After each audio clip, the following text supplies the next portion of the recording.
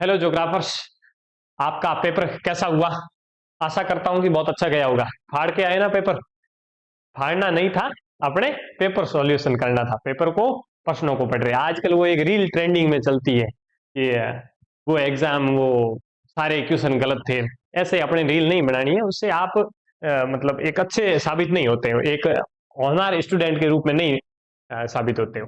पहला क्वेश्चन है अपना 11वीं क्लास की। पहला क्वेश्चन क्या क्वेश्चन है? निम्नलिखित में से किस विद्वान ने भूगोल शब्द दिया था? वास्तविक रूप से देखा जाए, इसमें हिंदी में पढ़ा जाए तो हिंदी के भूगोल शब्द को अरस्तु ने दिया था, लेकिन अपनी 11वीं की बुक के अनुसार अपन देखेंगे। और 11वीं की बुक के अनुसार पहला क्या होगा? हेरोडोटस। सही आंसर रहेगा ब ऑप्शन, हेरोडोटस। वायुमंडलीय परत जो मानव जीवन के लिए महत्वपूर्ण है, तो वायुमंडलीय वो जीवन जो मानव जीवन के लिए महत्वपूर्ण सबसे नीचे वाली परत है कौन सी? क्षोभ मंडल। और फिर उसके बाद में तीसरा क्वेश्चन, निम्नलिखित में से कौन सा पदार्थ है वो जल योजन प्रक्रिया से प्रभावित होता है? तो ऑप्शन होगा चिका, मिट्टी। इस प्रकार से अपन ने 3 क्वेश्चन देख लिए। और आप क्या कर दो, सबसे पहले सबसे तेज और सबसे सटीक सारे क्वेश्चनों के आंसर, जितने आपके क्वेश्चन है ना, कितने क्वेश्चन है पेपर में? 36 क्वेश्चन, 36 के 36 क्वेश्चनों के आंसर लेके आया हूं, इसलिए सब्सक्राइब जरूर कर दीजिएगा, ठीक है ना। चौथा क्वेश्चन, निम्नलिखित में से किस देश के साथ में भारत सबसे लंबी स्थलीय सीमा बनाता है? तो दो ऑप्शन सही होगा, बांग्लादेश। करेवा। करेवा स्थलाकृति कहां पाई जाती है? कश्मीर हिमालय के अंदर। और कश्मीर हिमालय कौन से ऑप्शन में? द ऑप्शन में। कर दो, आपने अभी तक सब्सक्राइब नहीं किया, पहले सब्सक्राइब करो भाई जल्दी से। फिर उसके बाद आगे बढ़ते हैं। छठा क्वेश्चन है, निम्नलिखित में से कौन सा पार्थिव ग्रह का उदाहरण नहीं है? तो पार्थिव ग्रह का उदाहरण नहीं है, तो इसका सही आंसर होगा, वो होगा द ऑप्शन, शनि। ठीक है। फिर अंतर उष्ण, इसको आपने यदि शायद इस प्रकार पढ़ा होगा, अंतर उष्ण कटिबंधीय क्षेत्र कहां पाया जाता है? विषुवत वर्त के पास में। यदि कोई कर्क रेखा के पास में गया है तो वो गलत है। सही ऑप्शन क्या होगा? विषुवत वर्त के पास में क्या पाया जाता है? अंतर उष्ण कटिबंधीय अभिसंचरण क्षेत्र पाया जाता है। फिर वन नीति के अनुसार भारत में कितने प्रतिशत वन होना चाहिए? तो कितने प्रतिशत होना चाहिए? वह ऑप्शन सही है, जिसका अनुसार होगा 33%। ठीक है ना। हाँ, चलिए फिर उसके बाद में अपन आ जाते हैं रिक्त स्थानों पे, और अपन ने पूरे के पूरे ऑप्शन पूरे कर लिए। रिक्त स्थान पे आ जाते हैं। सिंधु नदी का जो उद्गम स्थल है मानसरोवर झील, तिब्बत से। सिंधु नदी का उद्गम मानसरोवर झील, मानसरोवर झील है कहां पर? तिब्बत में। ठीक है ना। फिर उसके बाद में लक्षद्वीप का मिनिकॉय द्वीप सबसे बड़ा द्वीप है, कौन सा? मिनिकॉय। मिनिकॉय है ना। हाँ। फिर उसके बाद में कोपेन के अनुसार जलवायु वर्गीकरण ने कौन सी पद्धति का प्रयोग किया था? कोपेन ने अक्षर संकेत, जैसे ए बी सी इस प्रकार के अक्षर दिए थे, तो इन्होंने अक्षर संकेत, ये अच्छा क्वेश्चन था, शायद आप नहीं करके आए हो इसको। अक्षर संकेत कौन कौन इस प्रश्न को करके आया, बताना तो। कौन कौन करके आया? कमेंट खुला है, कमेंट में आप कुछ भी लिखो, लिखना जरूर है, कुछ न कुछ जरूर लिखना है। 11वां क्वेश्चन कौन कौन करके आया, पहले पहले बताओ क्या मेरे को। दक्षिणी पश्चिमी मानसून केरल के तट पर कहां कब पहुंचता है? तो इसका सही आंसर होगा 1 जून को। कब पहुंचता है? 1 जून को। ये भी कौन कौन करके आया? ये 2 क्वेश्चन कौन कौन करके आया है? जो जो करके आया है वो हाँ लिखो, केवल केवल और हाँ टाइप कर दो, ठीक है ना। अगला क्वेश्चन। हाँ, प्रकाश वर्ष क्या है? प्रकाश वर्ष क्या है? एक प्रकाश के द्वारा एक वर्ष में तय की गई दूरी को प्रकाश वर्ष कहा जाता है। प्रकाश के द्वारा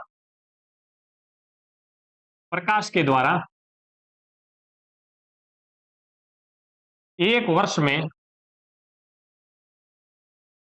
तय की गई दूरी, ये दूरी का मात्रक है, न कि समय का मात्रक है। ध्यान रखना, दूरी का मात्रक है प्रकाश वर्ष।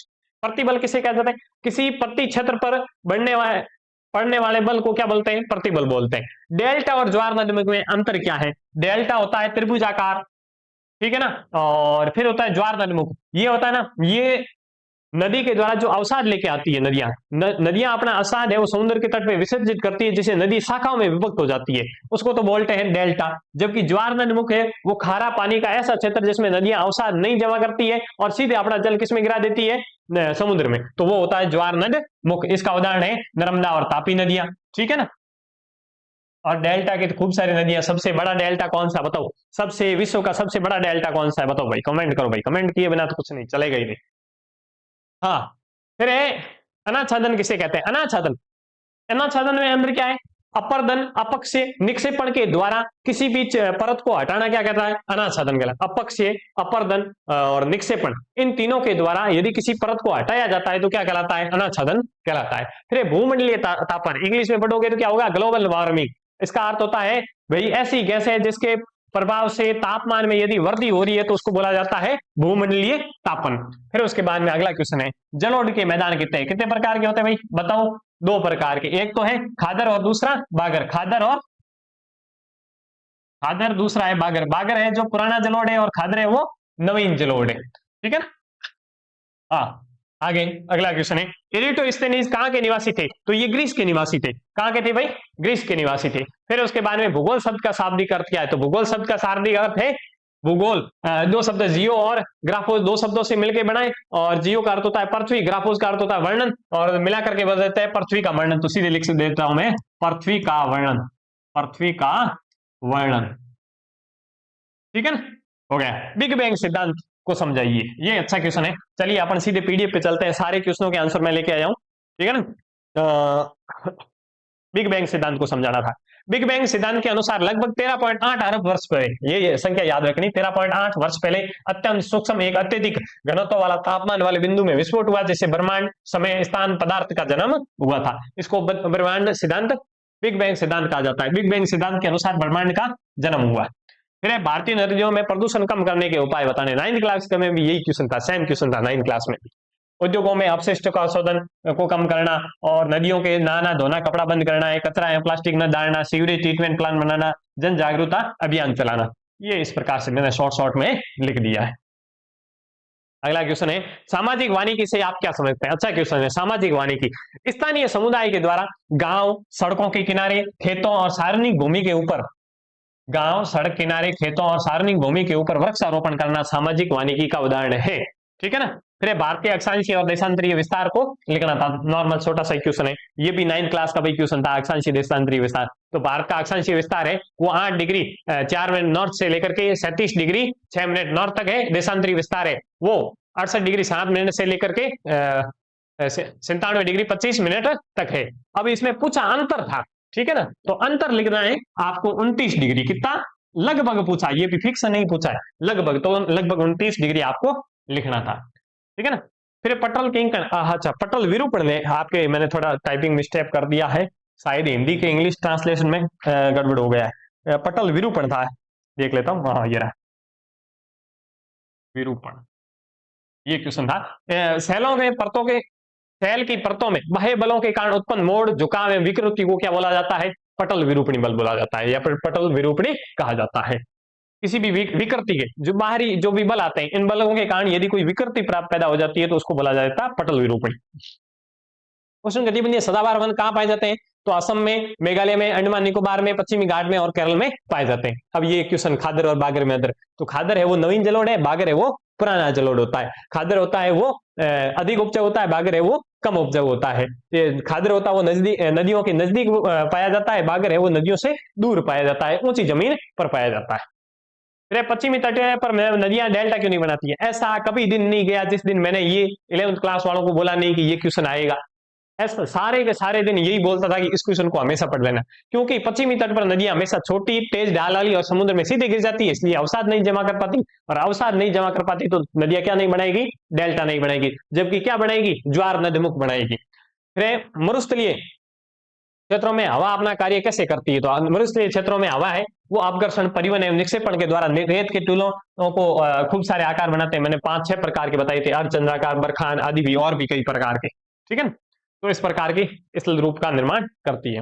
फिर पृथ्वी पर तापमान के वितरण को प्रभावित करने वाले कारक कौन कौन से हैं?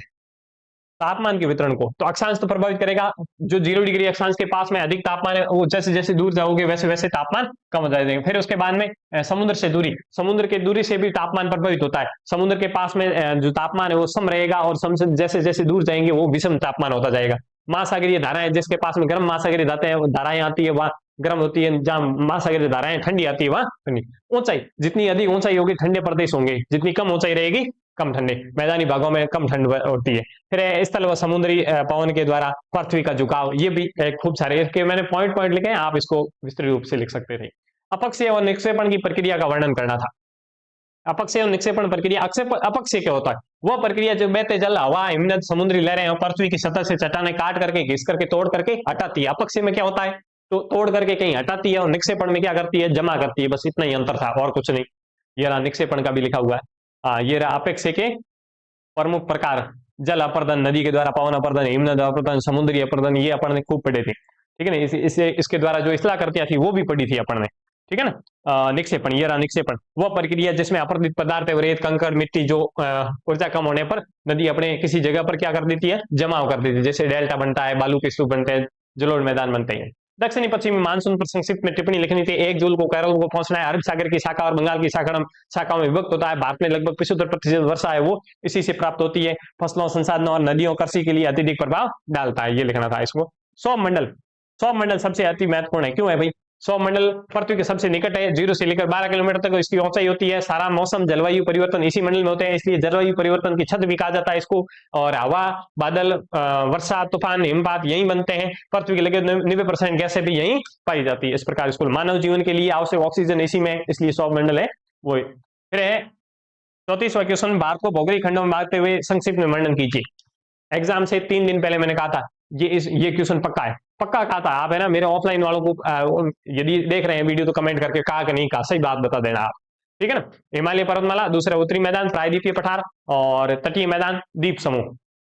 मैंने उनको कहा था इसमें या तो ऐसे क्वेश्चन आएगा, सारों के नाम लिखते हुए किसी एक का वर्णन सीधे लिख दो, या फिर ऐसे किसी एक का नाम लिखा हुआ होगा उसका वर्णन। और ऐसा का ऐसा क्वेश्चन आया, नाम सारों का आया और किसी एक का वर्णन करना था। तो आपने इसमें उदाहरण उत्तरी मैदान का लिख दिया। इसके सिंधु, गंगा, ब्रह्मपुत्र नदियों के द्वारा बनाए गए, अत्यंत उपजाऊ जरूर मिट्टी पाई जाती है, सघन जनसंख्या है, कृषि या परिवहन के लिए उपयुक्त है, हरियाणा, पंजाब, उत्तर प्रदेश, बिहार, पश्चिम बंगाल में फैला हुआ है। इस प्रकार से फिर है हिमालय की जल प्रणाली। अच्छा, वो अपवा प्रणाली था, इंग्लिश हिंदी की ट्रांसलेट में इसमें थोड़ी मिस्टेक है, यहाँ अपवा प्रणाली है। ठीक है ना? अपवा। ठीक है। हिमालय से निकलने वाली प्रमुख नदियां गंगा, यमुना, सिंधु, ब्रह्मपुत्र, ये नदियां हिमनद और वर्षा दोनों से पोषित होती है, इसलिए बारहमासी होती है। ये वी आकार की घाटियों का निर्माण करती है, बड़े बड़े जलोढ़ मैदान बनाती है, और सिंचाई एवं परिवहन में भी सहायक है। इस प्रकार से इसको लिख सकते थे आप।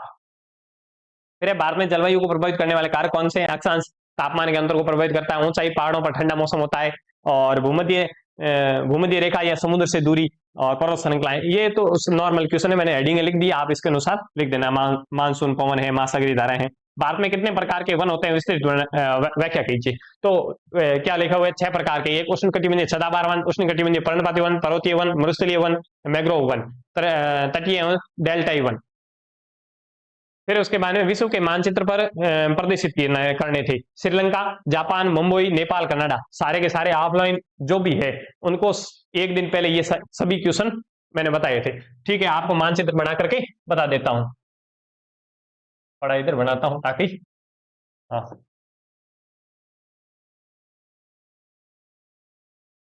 ओहो,